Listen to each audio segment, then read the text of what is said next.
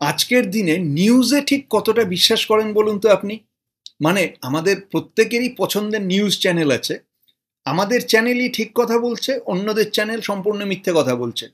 আমার পছন্দের খবরের কাগজ একমাত্র সত্যি, অন্যের পছন্দের খবরের কাগজ পুরোপুরি ভুল।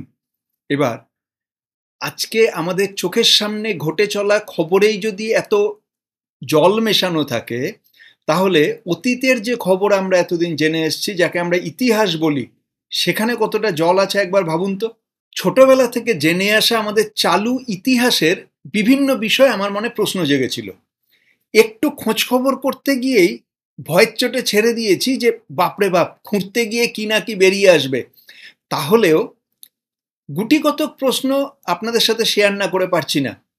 4টে প্রশ্ন এই মুহূর্তে আপনাদের সাথে শেয়ার করছি, আপনারা নিজেরা ভেবে বলুন তো, আপনারা ছোটবেলা থেকে এই প্রশ্নগুলোর ব্যাপারে কি কি জেনে এসেছেন। ধরুন 1 নম্বর হলো একলব্য কে ছিলেন, একলব্যের পরিচয় কি।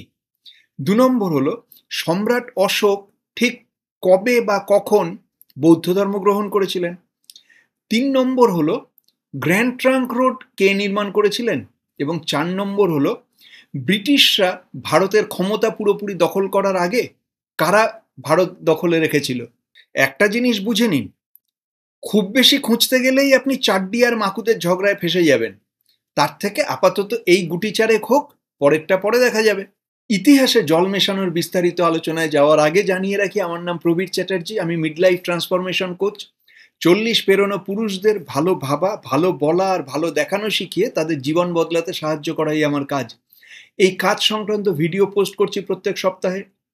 এখনো না করে থাকলে এখনই আমার চ্যানেল সাবস্ক্রাইব করুন, আর এই ভিডিওটা শেয়ার করতে ভুলবেন না। আপনার কোন বন্ধুর কাজে লেগে যায়। তাহলে দুটো ব্যাপার রইল, সাবস্ক্রাইব আর শেয়ার। একলব্যের গল্প স্পেশাল কেন? যে কোনো সংবেদনশীল মানুষ বলবেন স্পেশাল হবে না মানে? এ তো সরাসরি নিম্ন বর্ণের উপর উচ্চ বর্ণের মানুষের অত্যাচারের গল্প। দলিত একলব্যের ওপর ব্রাহ্মণ দ্রোণাচার্যের নির্মম অত্যাচার এবং নৃশংসতা, অসহিষ্ণুতার গল্প এটা। এবং এই গল্প থেকেই তো বোঝা যাচ্ছে যে অতীত থেকেই বর্তমান পর্যন্ত কিভাবে উঁচু লোকেরা নিচু লোকেদের উপর অত্যাচার করে এসেছে। তাহলে এবার আসল কাহিনীতে আসা যাক।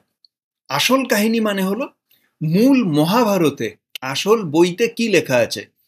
মহাভারতে 3বার একলব্যের উল্লেখ করা আছে। প্রথমবার যখন তিনি অস্ত্র শিক্ষার জন্য দ্রোণের কাছে এলেন এবং ফিরে গেলেন। দ্বিতীয়বার যখন তিনি পাণ্ডবদের শিকারী কুকুরের মুখে পরপর 7টি তীর মেরে মুখ বন্ধ করে দিলেন। এবং তৃতীয়বার যখন শ্রীকৃষ্ণ জরাসন্ধ এবং শিশুপালকে বধ করতে গিয়ে একলব্যকে হত্যা করলেন। প্রথমবারে একলব্য যখন দ্রোণাচার্যের কাছে এসেছেন, তার বর্ণনায় মাত্র 3টে শ্লোক আছে মহাভারতে। এই স্লাইডটাকে দেখুন। প্রথম স্লাইড বলছে, নিষাদরাজ হিরণ্যধনুষের পুত্র মহারাজ একলব্য দ্রোণের কাছে এসে অনুরোধ করলেন। শুধু একলব্য নয়, মহারাজ একলব্য, নিষাদ জনগোষ্ঠীর রাজা হিরণ্যধনুষের পুত্র একলব্য, মহারাজ একলব্য।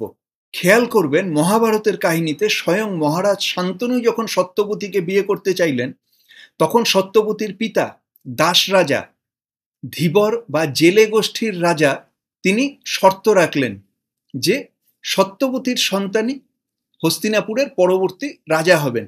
এবং এই করতে গিয়ে ভীষ্ম তার সিংহাসনের অধিকার হারালেন। শান্তনু ধীবর রাজার শর্ত মেনে নিয়েছিলেন। এখানে কোথাও আমি হস্তিনাপুরের রাজা, তুমি জেলেদের রাজা, কাজে আবার শর্ত কি, কথা মেনে নিতে হবে, এরকম কোনো ব্যাপার আসেনি। উঁচু নিচুর কোনো ব্যাপার আসেনি, সমানে সমানে মেনে নেওয়া বা শর্ত দেওয়া, শর্ত মেনে নেওয়ার আলোচনা হয়েছে। ঠিক তেমনি একলব্য ছিলেন নিষাদ রাজের ছেলে, যাতা রাস্তার কোনো ছেলে নয়। এবং অনেকে বলেন যে হিরণ্যধনুষ আসলে ছিলেন মগধ সম্রাট জরাসন্ধের প্রধান সেনাপতি। সেই সময়ের যুগে মগধ সম্রাট বা মগধ ছিল সবথেকে শক্তিশালী সাম্রাজ্য। তারা সেই সময়কার হস্তিনাপুরের থেকেও অনেক গুণ বেশি শক্তিশালী ছিল। সেই মগধ সম্রাট জরাসন্ধের প্রধান জেনারেলের ছেলে ছিলেন একলব্য। জরাসন্ধ ছিলেন সম্রাট, মানে আরো অনেক রাজা তার অধীনে ছিলেন, তার বশ্যতা মেনে নিয়েছিলেন। সেই মগধ আর্মির জেনারেলের ছেলে ছিলেন একলব্য। এবারে স্লাইডের দ্বিতীয় শ্লোকটা দেখুন।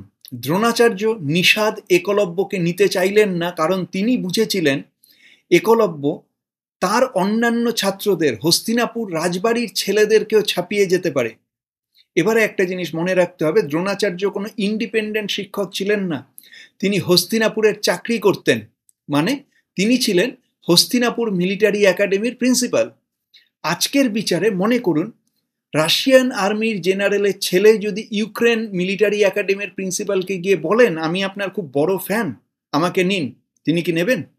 কিংবা ইন্ডিয়ান আর্মির জেনারেলের ছেলে যদি পাকিস্তান মিলিটারি একাডেমিতে গিয়ে বলে আমি ভর্তি হতে চাই, তারা কি নেবে?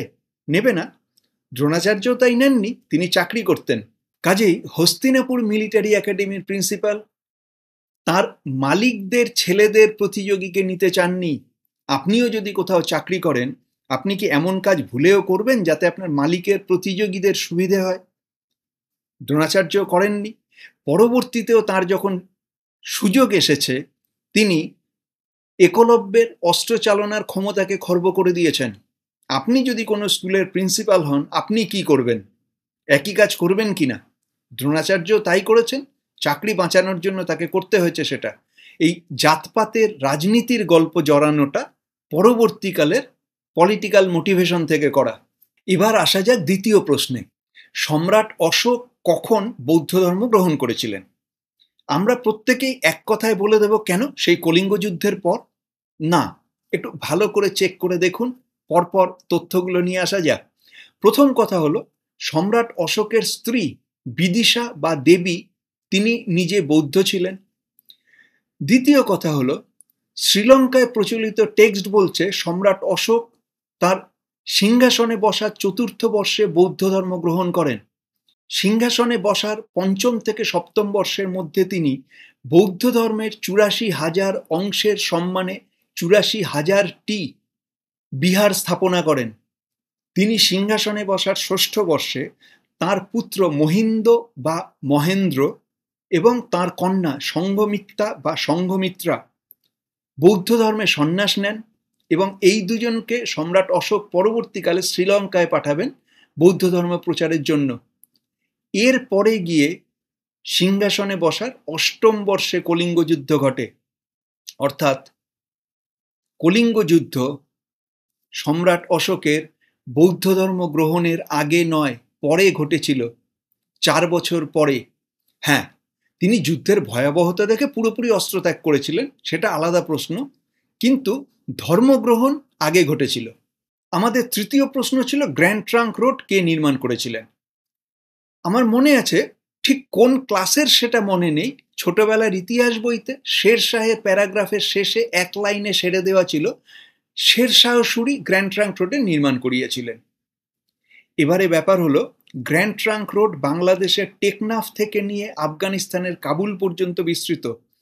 ৩,৬৫৫ কিলোমিটার এই রাস্তা মহাভারতের যুগে উত্তরা পথ নামে পরিচিত ছিল। ইংরেজরা তার নামকরণ করে গ্র্যান্ড ট্রাঙ্ক রোড। শেরশাহ সুরি মাত্র ৫ বছর দিল্লির সিংহাসনে ছিলেন।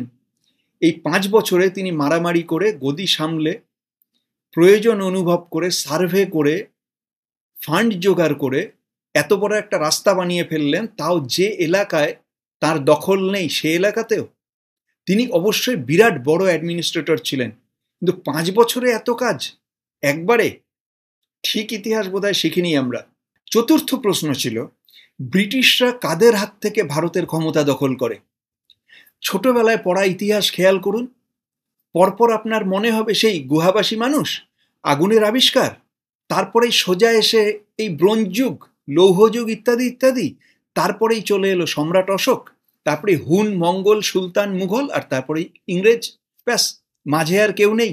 একটু খুঁজতে গিয়ে দেখলাম শেষ শক্তিশালী মুঘল আওরঙ্গজেবের মৃত্যু হয়েছে ১৭০৭ খ্রিস্টাব্দে, আর মহারানী ভিক্টোরিয়া ভারতের শাসনভার গ্রহণের অধ্যাদেশ জারি করছেন ১৮৫৮ খ্রিস্টাব্দে।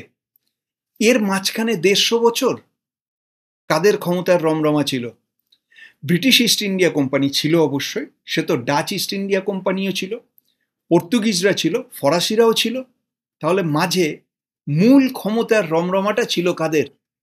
আর হ্যাঁ, আওরঙ্গজেবও কখনো একচ্ছত্র নিশ্চিন্ত আধিপত্য উপভোগ করেননি। তো সেই আওরঙ্গজেবের সময় থেকে নিয়ে ইংরেজদের দখলে আসা পর্যন্ত ভারতের মূল শক্তি ছিল মারাঠারা। সিন্ধিয়া, হোলকার, ভোসলে এবং গায়কোয়াড় এই চারটে আলাদা আলাদা গোষ্ঠী নিজেদের মধ্যে বোঝাপড়া করে নিয়ে একজন পেশোয়ার অধীনে ভারতের বিস্তীর্ণ অঞ্চল দখল করতে এগোয়। বারে বারে দিল্লি আক্রমণ করা, লুটতরাজ করা, মুঘলদের কোনো একজনকে নামে মাত্র দিল্লির সিংহাসনে বসিয়ে রেখে নিজেদের ইচ্ছামতো দখলদারি চালিয়ে যাওয়ার কাজটা শুরু হয়েছিল শিবাজির সময় থেকে 1674 থেকে, গিয়ে 1818 সালে ব্রিটিশ ইস্ট ইন্ডিয়া কোম্পানির হাতে মারাঠাদের পুরোপুরি পরাজয় ঘটে এবং তারপর থেকে ইংরেজরা নিশ্চিন্তে ভারতের দখল নিতে এগোয়। তাহলে এটুকু বোঝা গেল, এতদিন সহজ সরল ইতিহাস বলে যা শিখেছি সেটা ঠিক নয় আর কি, এর বাইরেও অনেক কিছু আছে। সে ধরুন পিরামিডেও ব্যাটারি পাওয়া গেছে। আমাদের দেশে অগস্ত্য সংহিতায় ব্যাটারি সেল তৈরির বর্ণনা দেওয়া আছে এবং সেই অনুযায়ী ব্যাটারি তৈরি করলে 1.4 ভোল্ট পাওয়া যায়। গ্রিসের কাছে সমুদ্রের তলায় 2200 বছরের পুরনো অ্যান্টিকাইথেরা মেকানিজম বলে অ্যানালগ কম্পিউটার পাওয়া গেছে। আঙ্কর ভাটের কাছে টা প্রম মন্দিরে পাথর খোদাই করা স্টেগোসরাসের ছবি পাওয়া গেছে। দক্ষিণ ভারতের 1100 বছরের পুরনো মন্দিরে মূর্তির এক কান থেকে আরেক কান পর্যন্ত মাত্র 0.5 mm হাই স্পিড ড্রিলে করা ফুটো পাওয়া গেছে। মানে কত কিছু না জেনে বড় হয়েছি আমরা, কত কিছু ভুল জেনে বড় হয়েছি আমরা। আমি খুঁজছি, আপনিও খুঁজুন। নূতন কিছু পেলে কমেন্টে লিখে জানান। আর জীবন সম্বন্ধে আরও জানতে আমার অন্য চ্যানেল মহাভারতের কথায় আসুন। প্রত্যেক সপ্তাহে একটা করে মহাভারতের গল্প পোস্ট করছি আমি, শুধুই অডিও। কাজ করতে করতে শুনুন আর এই ভিডিওটা শেয়ার করতে ভুলবেন না যেন। আগামী সপ্তাহে দেখা হচ্ছে তাহলে।